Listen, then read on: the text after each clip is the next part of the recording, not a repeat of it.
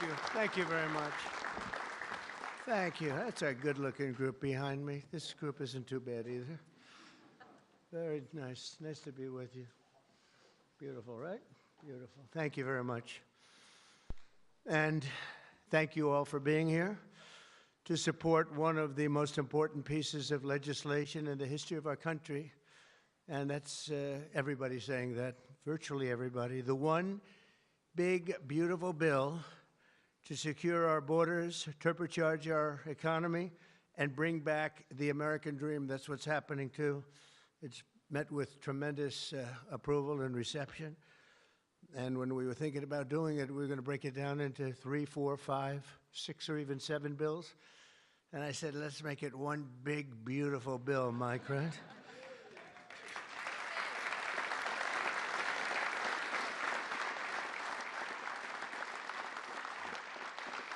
They actually said it would be very much harder to get this way, but it would be better.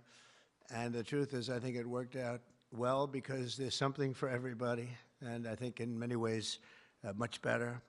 We're delighted to be joined by Secretaries Marco Rubio, Scott Bessent, Pete Hegseth, Doug Burgum, Doug Collins, Sean Duffy, Howard Lutnick, Linda McMahon, Brooke Rollins, Scott Turner, Chris Wright. Wow, that's a hell of a group. I think that's the biggest, group of cabinet members. Huh?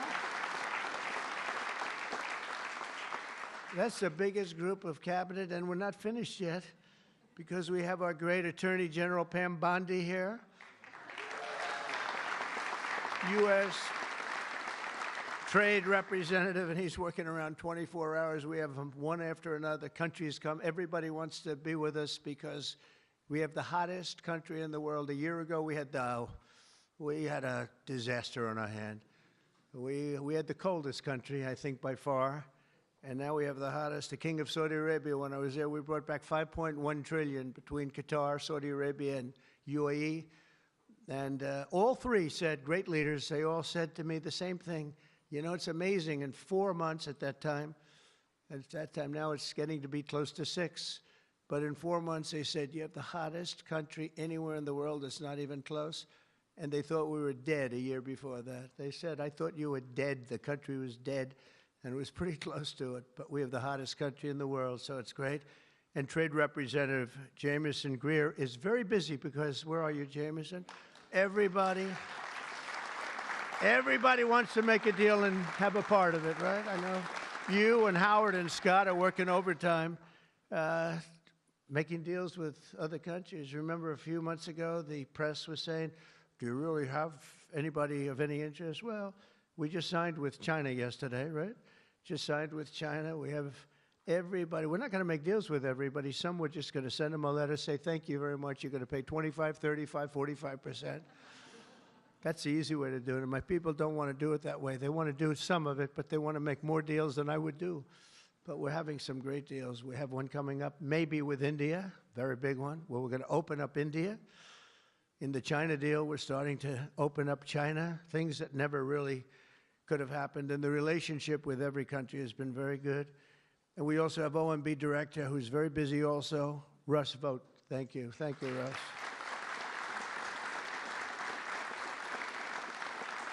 And also, I want to give a very special thank you. This is a hell of a group we have here. This is amazing, the quality of people. But actually, I like these people and most of those people much better than the people I just named, okay? But a very special thanks as well to Speaker Mike Johnson, who's a great, legendary guy. He's going to go down as a legend. A great friend of mine, a fantastic Senator, Roger Marshall, wherever you may be. Roger, thank you very much. Thank you. Bernie Moreno, great win Bernie had in Ohio. Bernie, great win. That was a tough race. They said that was not winnable, and he won by about 5 points, so that was pretty good. So much for not winnable. Mike Lee is here. Mike, hi, Mike. Thank you, Mike.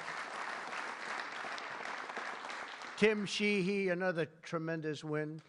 Way to go, Tim. Young, handsome. That was another race that wasn't supposed to be able to be won. They said, well, we have a very young, handsome guy. I said, does that matter? Looks don't matter, do they, Mike? Looks. Anyway, great job. You can't help it. You can't help it. Great. That was a great race, along with Representatives Paul Gosar, Greg Murphy, Tom Kaine, Jen Kiggins, Rob Bresnahan, who's where is Rob? Stand up, Rob. Let me see you. Good. He's done a fantastic job. And Ryan McKenzie. Thank you, Ryan. Thank you all. That's great. It's a big group of people. We're here this afternoon to share the stories of an incredible group of patriots from across the nation whose future we are defending with the One Big Beautiful Bill. This is the ultimate codification of our agenda to, very simply, a phrase that's been used pretty well by me over the last 10 years, but maybe even before that, make America great again. Very simple, make America great again. When Joe Biden used to get up and say, we will stop this horrible MAGA. We're going to stop MAGA. We're going to fight it. We're going to. I said, Joe, loosen up. It's called Make America Great Again. It's okay. Remember that he got up so angry. He was so angry. He said, make America great again. But we'll deliver a record tax cut, a record spending cut, a record investment in border security. We've done so well on the border. You know, last month, we had 0 people that crossed the border. 0.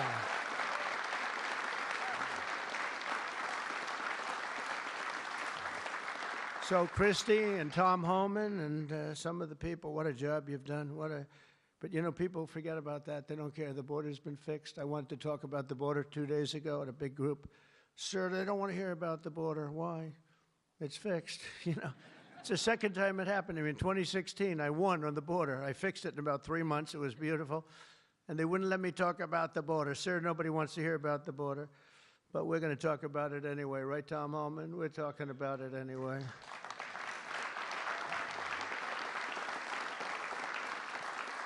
So we have a big number of dollars that's coming here because we want to keep it that way, and we want to keep it fixed, and a record number of deportations. We're bringing criminals out by the thousands. Nobody can even imagine. They let people in that were murderers, 11,888 murderers, gang members, people from mental institutions, and insane asylum. You know what that is? That's insane asylum. That's a mental institution on steroids.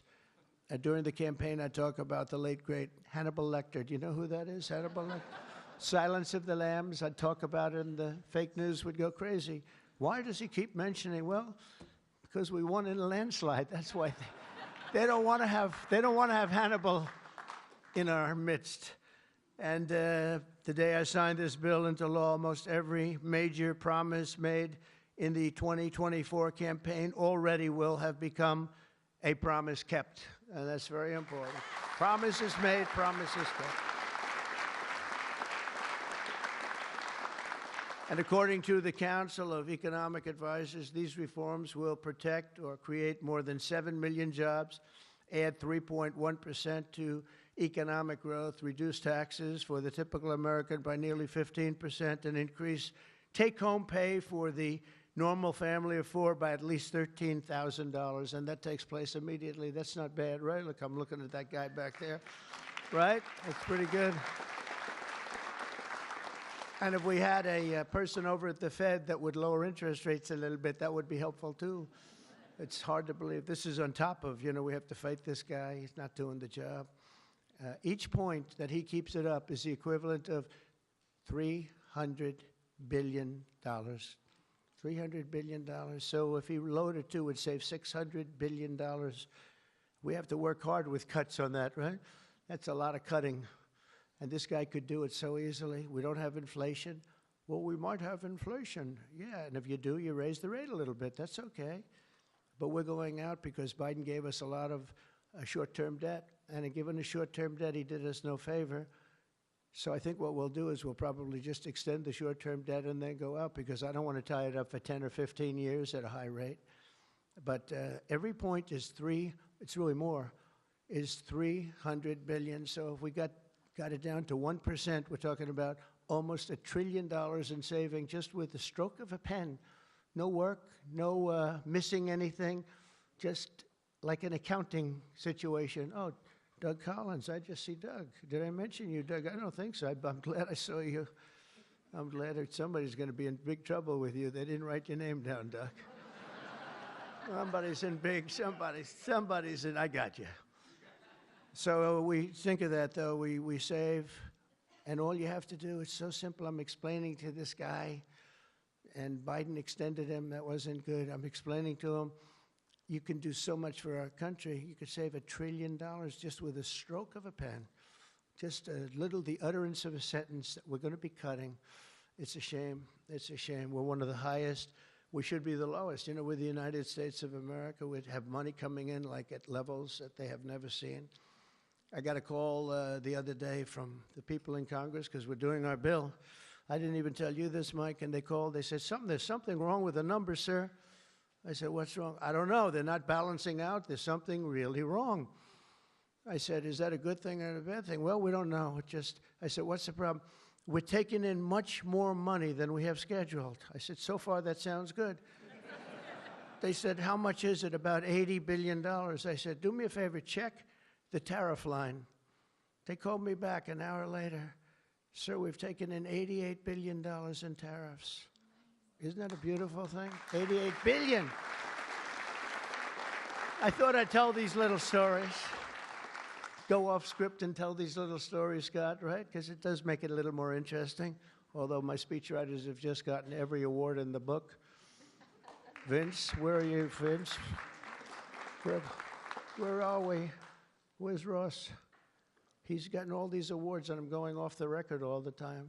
Where is he? He didn't show up to the speech. He wrote the speech. He didn't show. Well, that means he has confidence in me. According to the Council of Economic Advisors, these reforms will protect or create more than 7 million jobs, add 3.1% to economic growth, reduce taxes for the typical American by nearly 15%, and increase take-home pay for a normal family by an incredible $13,000. All of these things are happening. And by the way, there's no inflation. All of the numbers I gave you, all of the money that's coming in, and maybe more importantly than the billions of dollars we're taking in with tariffs is the fact that we've got hundreds of plants going up all over the United States that never would have been here. I was with Howard and Scott and Texas Instruments the other day, and the head of Texas Instruments, they're going to spend $60 billion in the United States. And he said, sir, please don't do it to me. And I looked at him. I knew exactly what he meant. He said, you mean tariffs, right? He said, that's right. If you ever get rid of those tariffs, you've cost me a fortune. They're all coming in because they don't want to pay the tariffs, and they're coming in at levels. And it only works for the United States because it doesn't work for other countries, but it works for us. We have a record investment. We have records and everything. And when these places open up, that's bigger than the $15 trillion that I'm talking about. You know, you don't see it right away. But bigger is the fact that they're all coming in, they're building their factories, the AI factories and the auto plants. We have auto plants that are closing up in other countries. I don't want to specifically name the countries, but you know who they are. And they're coming into the U.S. and they're opening up and building like nobody's ever seen anything like it. I don't call it a miracle. I call it, this should have been done 40 years ago. We would have never lost our auto. We lost 50% of our auto industry to China, Mexico, Canada, and various other countries. Should have never happened if you had a president that said, we're going to charge you tariffs. You're not going to build next to us. Send it in and take away our jobs. If you would have said 25, 50, or 100% tariff, not one company would have left. But they weren't business people. They were politicians, not very good ones, and some good ones, but some really not good at anything, to be honest with you. We're going to stop the largest tax hike, and we're going to do that in history. This would be, if the bill doesn't pass, there'll be a 68% tax increase. Think of that, 68%, which would be the largest in history by about 40 points. And we'll make the Trump tax cuts permanent, expand the child tax credit, and we will deliver no tax on tips, no tax on overtime, and no tax on Social Security for our great seniors.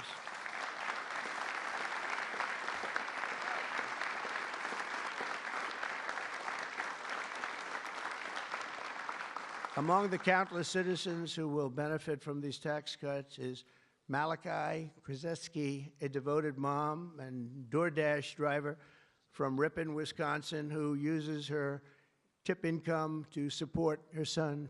Think of that, no tax on tips. And it was a very big problem. I was at a dinner in my beautiful building in Las Vegas, and unrelated to this, and I said, what's going on?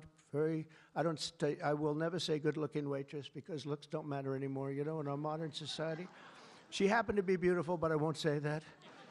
I won't mention that. But nevertheless, a waitress came over, and I said, how are you doing? She said, not good, sir. Why? The government is killing me on tips. And she looked at me, she said, sir, there should be no tax on tips. I said, say it again. There should be no tax on tips. I said, that's the coolest thing I've ever heard. I walked outside, the press was there, as always, waiting for something bad to happen, hundreds of them. I said, ladies and gentlemen, please announce tonight there will be no tax on tips. And a legend was made. We won Nevada by so much. Republicans don't win Nevada. We won Nevada. So I want to thank that young, beautiful waitress. Thank you very much.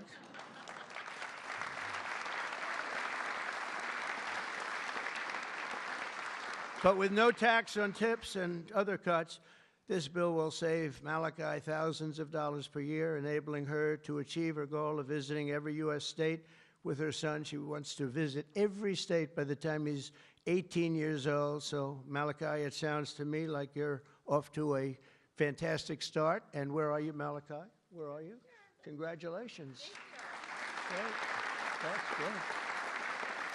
Thank you.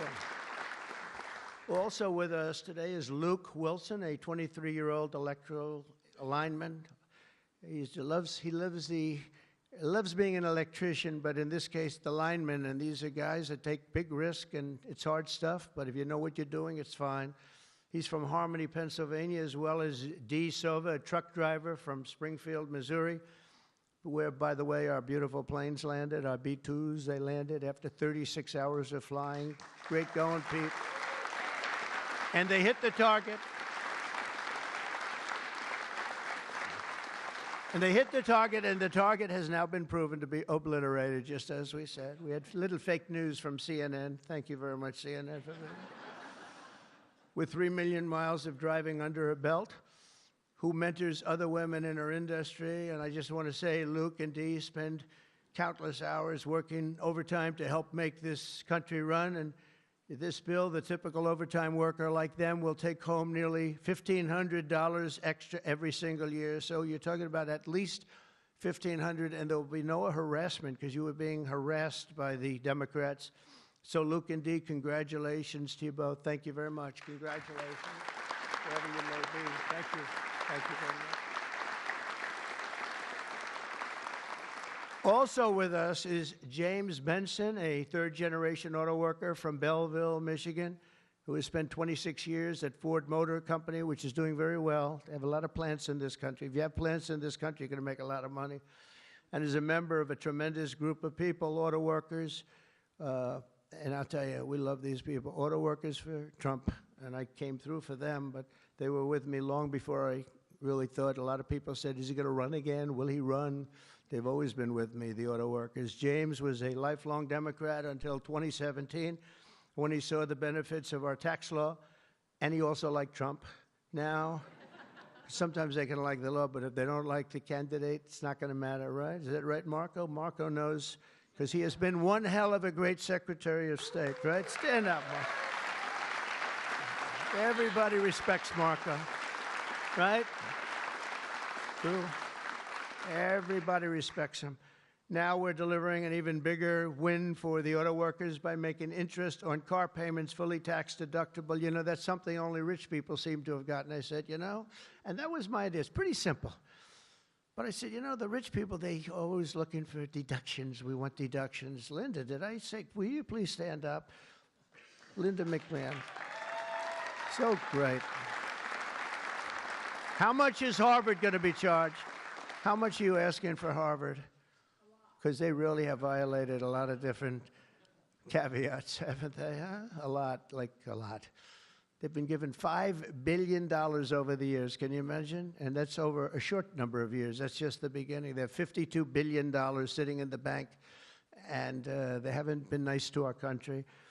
So I want to thank Linda McManus, who's been really fantastic. But I said, on interest, I said, why couldn't we, if a car is made in the United States only, because otherwise we don't care if it's made someplace else, give the people that buy the car a deduction on the interest that they're paying to buy the car. And people said, what a great idea. It's so simple. It's like the paperclip. Somebody came up with the idea of a paperclip many years ago, 1817, and he became a very rich person. And everybody looked at it and said, why the hell didn't I think of that? But it's like the paperclip, but only if the car is made in America. Remember that, James. We're going to keep those Michigan auto factories roaring. And as you know, we won Michigan by a lot, Susie, right? We won Michigan by a big margin, and something that typically is not easy, but I think we've won it. I actually think we've won it 3 times in a row. So it's been a great state, but a big factor with the auto workers. They went with us very big, and I love them. The One Big Beautiful Bill will also be an incredible victory for American farmers, another group that we did great with, especially family farmers like James Cullifer of Virginia Beach. Our bill will provide 100% expensing so they can buy a new farm equipment. And by the way, the expensing is good for everybody, not just farmers. And it'll virtually eliminate the so-called estate tax or the death tax. So you have a farm, you leave it to your children. If you like the children, you leave it. If you don't worry about the details. No, some people don't want to leave them. They don't like their kids, you know? Anybody in here not liking their children, farmers? But if you like your kids, you want to leave it. And a lot of times what was happening before I got there, because I put this in the first tax bill, as you know, but people would die, they'd leave their farm. There was no cash, but there was value to the farm, sometimes good value. It's called real estate rich and cash poor. And the kids had no money, and they'd be foreclosed out by a bank. They'd borrow money to pay the estate tax. You don't have to pay estate tax anymore. That's pretty big stuff. So for the farmers and for others in small business, it's great. But James's family has been working in the land for generations, and with this bill, we will ensure that family farms like his can stay in the family for many generations to come. Where's James? James, you around? Where's James? Yeah.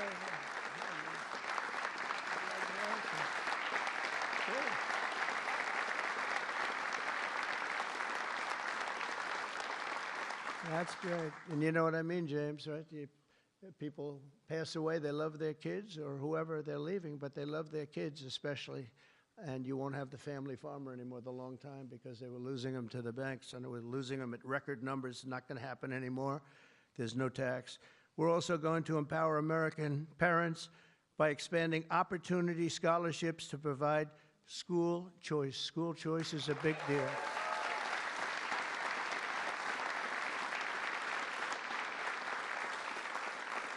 And we just got school working with the governor of Texas, as you know, Greg Abbott.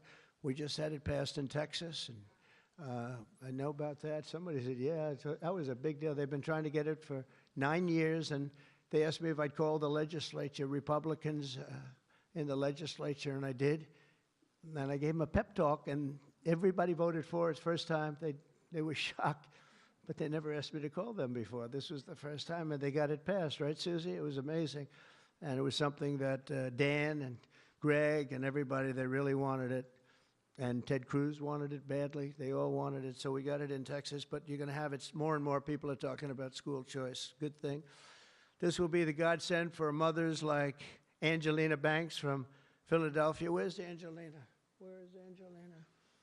Oh.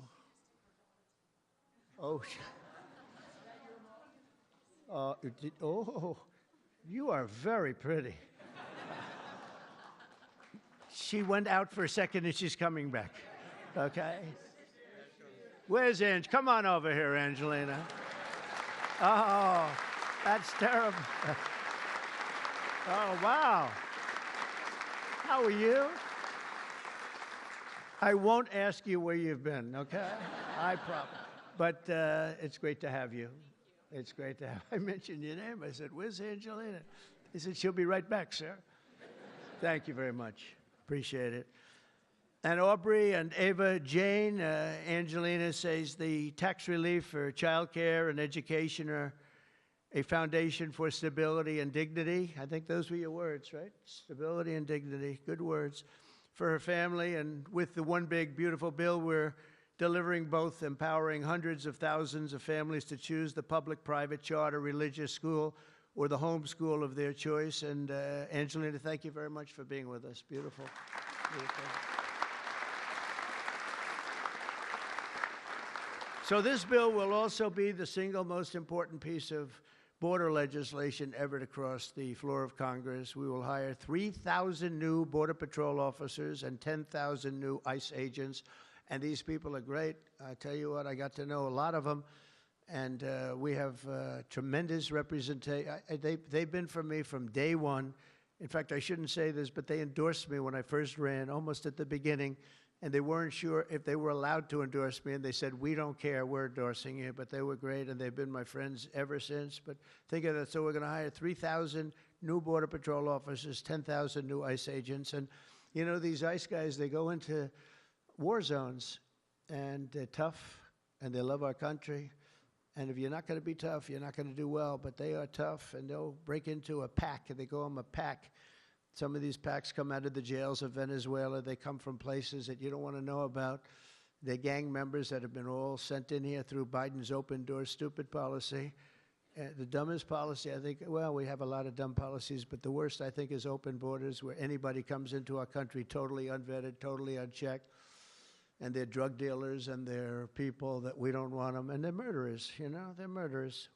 I told you, over 11,000 murderers. They're in here. 50% of those, by the way, murdered more than one person. And they came in, no check-in, no anything. It's so sad. What that man has done to this country, we should never forget it, okay? We should never, ever forget it. With that whole group of people, I don't even think it was him. He didn't believe in open borders. He didn't believe in men playing in women's sports or transgender for everybody. But what that group of people has done to this country will never, ever, I don't think we can ever allow history to forget it. What they've done to us is so sad. We're going to fully fund the final sections of Border Wall, impose a new remittance tax on money sent back to foreign countries, and dramatically increase deportations to a bare minimum of 1 million illegal aliens per year. And what we're doing is we're really going after the criminal aliens, of which we have plenty to work with. People say, well, that's a lot, isn't it? Well, remember, these countries are very smart. They're headed up by people I know. In almost all cases, they're very smart people, and they're people of great common sense. They're not sending their good people out. They're sending the bad people out, and they put them into caravans. I think I came up with that name, but somebody did. It's a great name, a caravan. Thousands, and sometimes as many as 30,000 people walking right into our country. Again, last month we had none. Think of that. It's almost, people say it's almost impossible. But they come in, and at a minimum, they're not people that work very hard. They're people that are on welfare. They don't want them. They don't want them. They give them to us. It's incredible what's happened, and it's so sad to see. It's so sad. It could make you just sick to your stomach when you think about it. I was going to say it could make you cry, but I like to pretend I never cry. I don't want to be a crier, but it makes you sick to think of what they did. What they did to us is just sick. And guys, if we didn't have a Tom Homan, and if we didn't have some of the guys that we have working so hard and dangerously, the country wouldn't stand a chance. But we're getting them out, not as fast as they came in, because they came in and you'd see hundreds of thousands pour into our country in a day. But we're getting them out. And here today is Angel Dad Joe Abraham, the Angel Moms and Angel Dads. These are incredible people. They lost their precious 20-year-old daughter, Katie, in a hit and run after she was struck by an illegal alien from Guatemala. Katie was stopped at a traffic light, rear-ended, full force, going 60, 70 miles an hour right into the back of her car while she stopped. And she died immediately. And her killer, I think you could really say the killer, fled the scene. And Joe, we will end this invasion once and for all, and we're always going to remember the memory of Katie, that beautiful, beautiful 20-year-old daughter of yours. Where's Joe? Is she around here? Joe? Come here, Joe. Come here.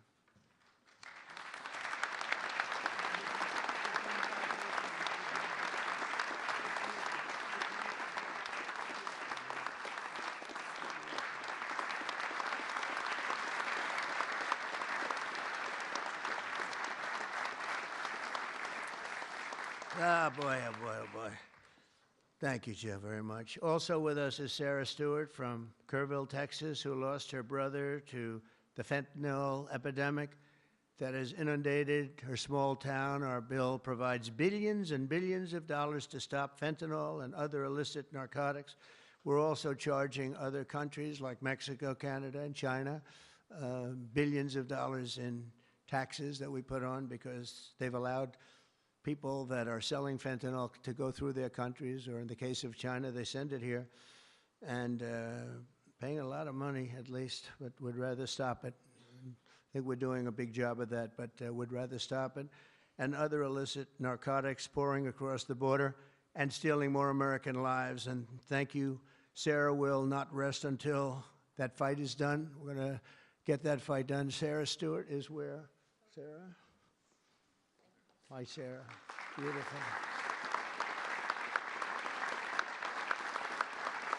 Thank you.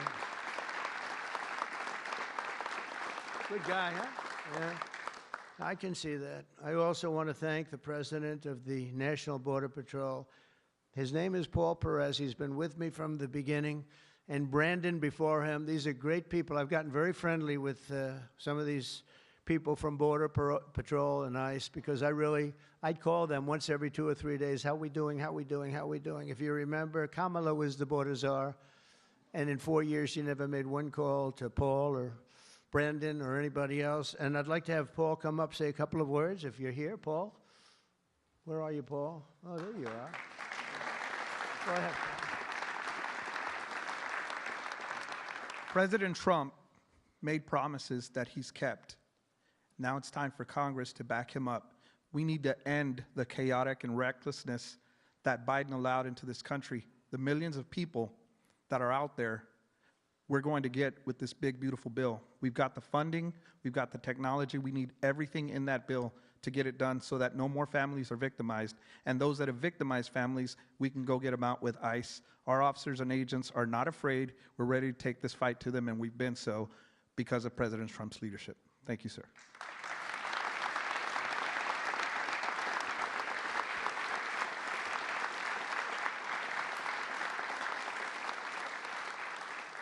He's been a great friend of the country. He really has, and he's worked with Tom Homan and Christie and all the people that work so hard. They have been incredible. And, you know, I wasn't going to do this, but I see Tom Homan is sitting there, and, you know, I have to call him up. Look at that. I don't call up the Speaker of the House. I don't call up Marco or Peter or anyone. But I want to call this guy because this guy is keeping us very, very safe. Come on up, Tom.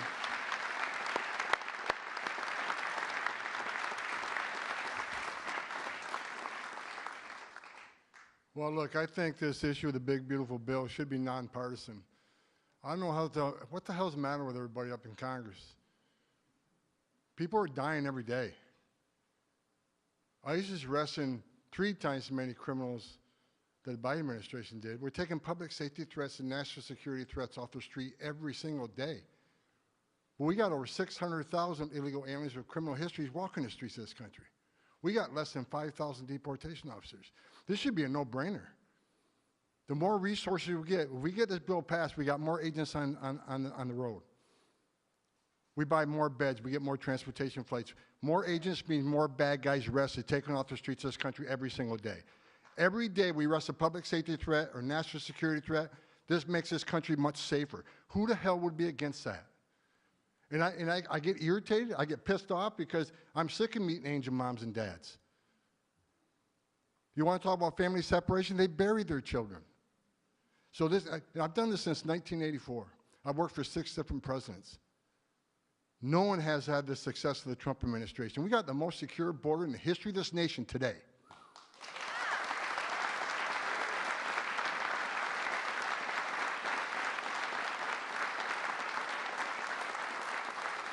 But we need more border wall. Border walls save lives. Women and children can't get over that wall, which means they go to a place where there's not a wall. And what's waiting on them? The men and women of the Border Patrol who take care of the humanitarian needs and save their lives. We already got fentanyl seizures down half. Fentanyl seizures should be 100%. We should have zero fentanyl coming to this country. We need money to help secure that border at a higher level. Stop the fentanyl from coming in. Stop the sex trafficking of women and children.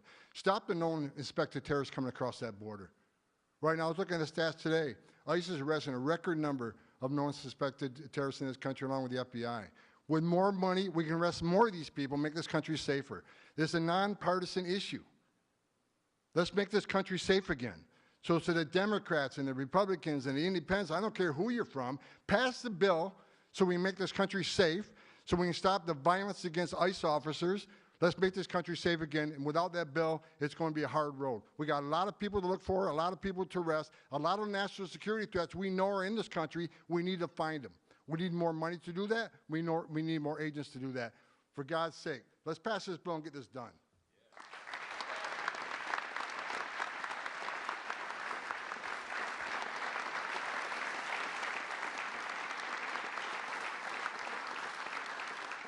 He got so angry he didn't even shake my hand or look at me. Just.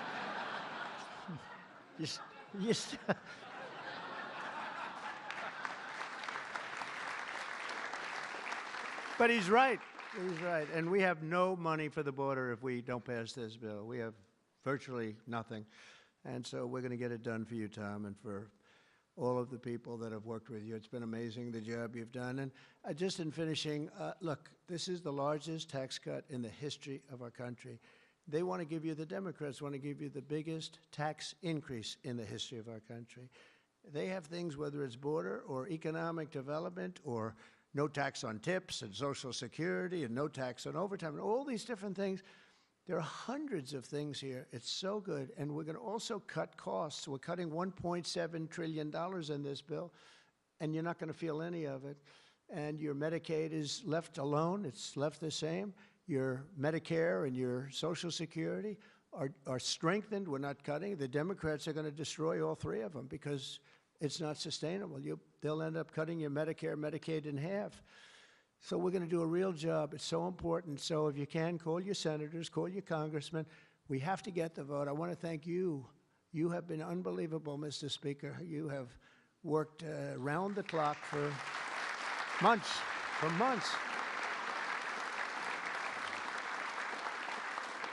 And, you know, I shouldn't say this, but we don't want to have grandstanders where one or two people raise their vote. We vote no. And they do it to grandstand, that's all. Not good people. They know who I'm talking about. I call them out.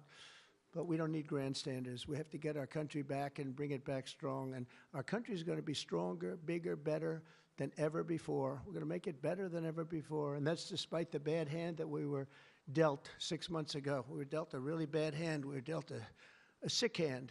It's unbelievable. You know, when I came back yesterday, as you know, I made a big trip to a place where we had 28 countries represented, and we did something that's never been done. They've raised the number of money, the amount of money that they've been to $1 trillion a year, and that's for world safety. But they all asked me the same question. They said, how could you have allowed this to happen to your country? I said, I didn't do it.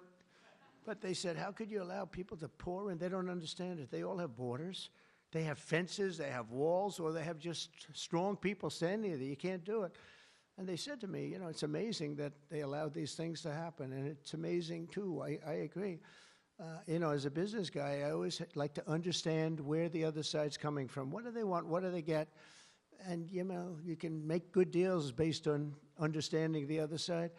I never understood the other side in this case. Why would they allow people to pour into our country unchecked? You know, I can see people wanting people to come in, and you let them come in. You have a vetting process. You let good people. We're letting a lot of good people in, but they're coming in legally.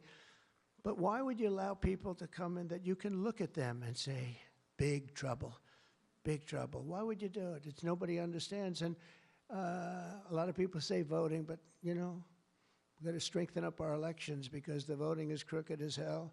Got to strengthen it up. But it's not that.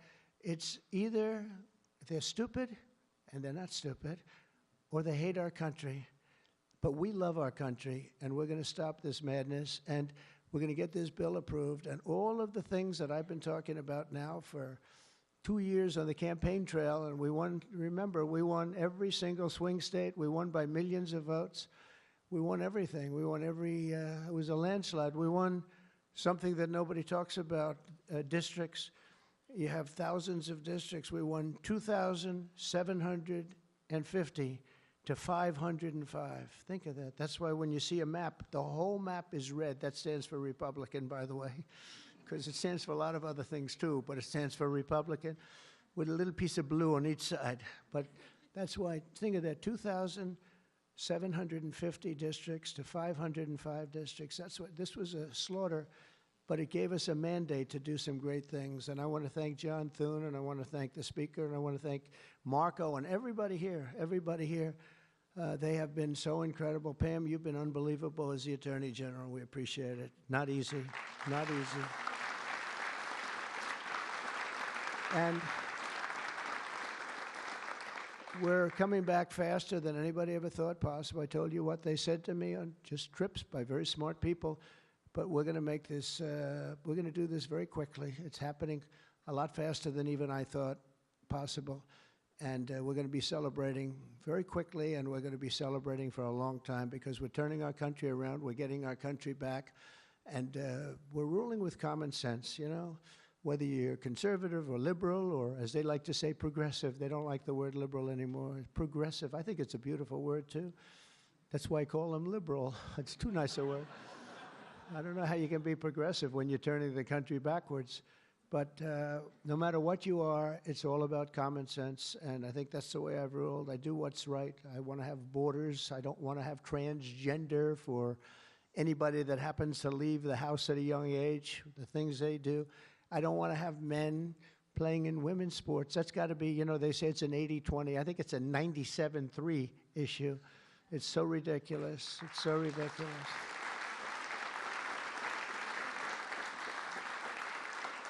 There was a long-distance race the other day, or at least reasonably recently, and they had a top man and they had top woman, but it was a woman's race, and the man entered. He happened to be transitioned. Isn't that lovely? And he entered the race, and he beat the champion woman by 5 hours and 14 seconds. 5 hours, that's a lot. Think of it, you're waiting 5 hours for your beautiful daughter to come in. Come on, baby, let's go. You can do it. He won by 5 hours and 14 seconds. It is crazy, and it's so demeaning, and they don't want to change. I see it the other day. Guys like Schumer, our great Palestinian senator, this guy, no, he's changed. He used to like Jewish people. Now he's totally against Jewish people. It's the most incredible transformation I think I've ever seen. But who would allow this to happen? In other sports, the same thing. Try the weightlifting numbers someday. You want to see some big differences. In a million years, the women will never catch these numbers. It's not going to happen. And it's very demeaning to women. And I don't like it when it's demeaning to women. So we're turning the country around fast. We love you all. Thank you very much. And good luck. Thank you. Thank you.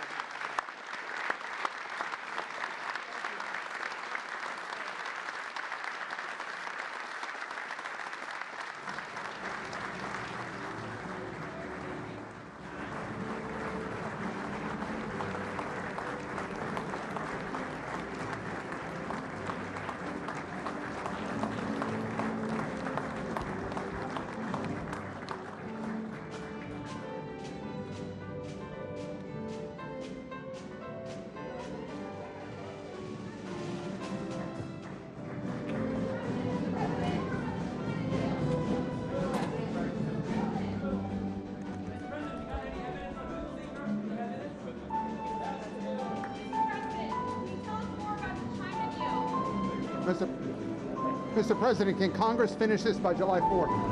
We hope so.